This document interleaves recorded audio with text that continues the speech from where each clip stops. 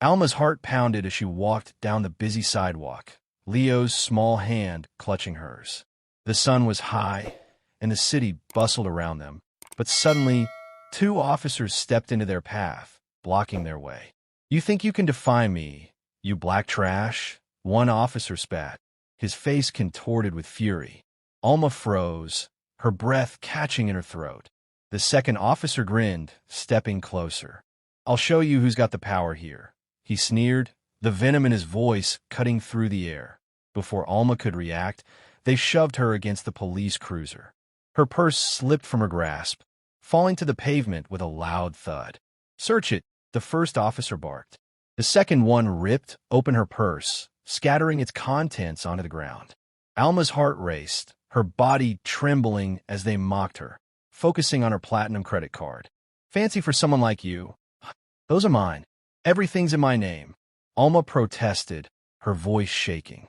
But her words fell on deaf ears as the officers ignored her, roughly handcuffing her and dragging her to her knees. Leo, clutching his mother's leg, sobbed, calling for help. "Leave her alone," he cried, his voice a mix of fear and desperation. The officer's response was a cold sneer.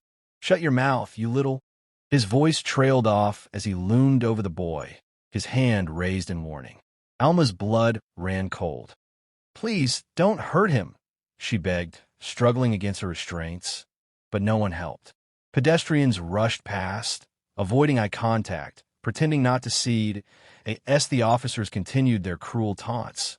Leo's mind raced. He had to do something. With trembling hands, he pulled out his mother's phone, dialing a number he knew by heart. "Leo? Why are you calling?" His father's voice crackled through the line. "Dad, they're hurting Mom." Leo cried, his words choking on his sobs without a pause. Then his father's voice, urgent and commanding, "Don't hang up. Where are you?" Leo quickly activated his mother's phone's GPS. "Main Street, near the boutique," he whispered. Meanwhile, Alma's cries grew louder, her body shaking with the humiliation and pain. The officers continued their insults, their words like daggers aimed at her soul. The second officer noticed Leo crouching behind a tree, his phone clutched tightly in his small hands. "Who are you talking to, you little punk?" he demanded, striding towards Leo. Leo tried to hide the phone, but the officer snatched it from his hands, tossing the boy to the ground. "Calling your gang. Huh? We'll see how that plays out." As the officer held the phone, he saw the last contact displayed. "Dad." The realization hit him hard. Suddenly, a screeching noise filled the air. Black SUVs slammed to a stop nearby. A group of men in dark suits poured out, moving swiftly and with purpose. "Arrest them," a voice commanded. The officers barely had time to react before they were surrounded and cuffed by the bodyguards. The man at the center, tall and authoritative, marched toward Alma, his eyes locking on the officers with a deadly calm. "Alma, are you all right?" he asked gently, his voice shaking with barely controlled anger. Alma, still on the ground, could barely process the familiar voice. Her eyes focused on the man kneeling in front of her. It was him, the mayor, Mayor Robert Thompson. Leo, still shaken, was pulled into the mayor's embrace, and for the first time in what felt like hours, he felt a spark of safety. "Get up," Thompson murmured to Alma, lifting her with ease. "Let's get you to a hospital." But before they could move, the two officers, still stunned, began to speak, their words a pitiful attempt to justify their actions. "We didn't know, Mr. Mayor," the taller officer stammered, Thompson's icy gaze cut through them. "You will pay for what you've done," he said, his voice cold as steel. The mayor's security detail moved in, pulling the officers toward the waiting SUVs. "They're done," Thompson muttered under his breath. Turning to Alma, he placed a reassuring hand on her shoulder. "We'll take care of this," he promised, his voice unwavering. But as the officers were driven away, Alma couldn't help but feel the weight of the ordeal pressing down on her chest. Would this truly be the end of it, or was there more to come? The question lingered in the air, unanswered, as the mayor's SUV sped away. The trial was over, but the journey to healing had only just begun. Alma and Leo returned to their modest home, where the sound of their footsteps echoed through the empty halls. The oppressive weight of what had happened still hung over them like a cloud. But for the first time in a long while, there was a flicker of light at the end of the tunnel. Thompson, standing beside them as the steady pillar of support, felt a mix of satisfaction and sorrow.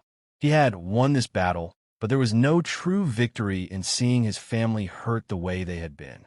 He couldn't undo the trauma, the scars, the sleepless nights that had followed their ordeal. But the accountability was necessary. The two officers had been punished, their lives shattered in the process, and the city had witnessed that justice was still possible. If not perfect, at least possible. Days turned into weeks, and life began to find a new rhythm. Alma went back to her work as a community advocate, though her resolve had hardened.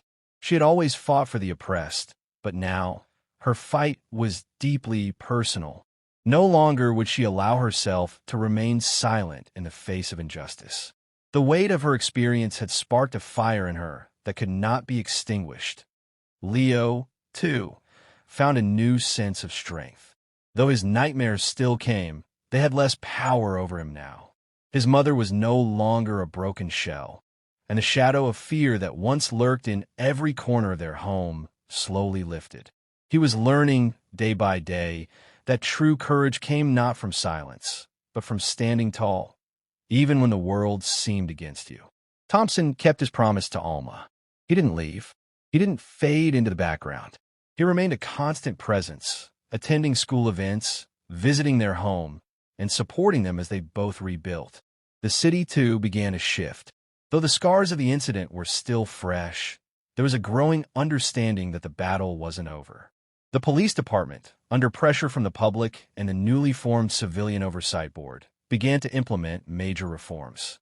The officers who had allowed bigotry to flourish were held accountable, but the work to ensure this didn't happen again had only just begun. Public opinion was divided, but the majority supported change. Grassroots organizations rallied for further reforms, demanding more transparency, better training, and a cultural shift within the police force. It wasn't easy, and it didn't happen overnight, but the foundation had been laid, and for Alma, that foundation was enough. She no longer felt like a passive bystander in her own life.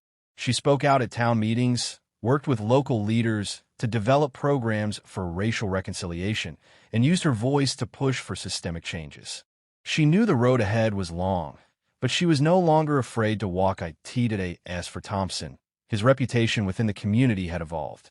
No longer just the mayor of the city, he was seen as a man who had faced the darkest side of human nature and had done more than talk about change. He had made it happen. His relationship with Alma had deepened. Their past, once an unspoken wound, now felt like a distant memory. They were building something together, and this time, it was more than just a family. It was a vision for the future that in the courtroom, the officers who had once strutted around in their uniforms, confident in their power, now stood in silence, shackled and defeated. Their names would be forever linked to disgrace, their legacy a warning for all those who thought they could abuse power without consequence. Their punishment, harsh as it was but a fraction of the pain they had inflicted on the city. As the days passed, Thompson found peace in the small victories. The public's perception of his family had shifted. Where once they had been a curiosity, the victims of scandal, now they were seen as symbols of resilience. People came up to Alma and Leo, offering apologies, sharing their stories, and showing respect that it wasn't much, but it was something.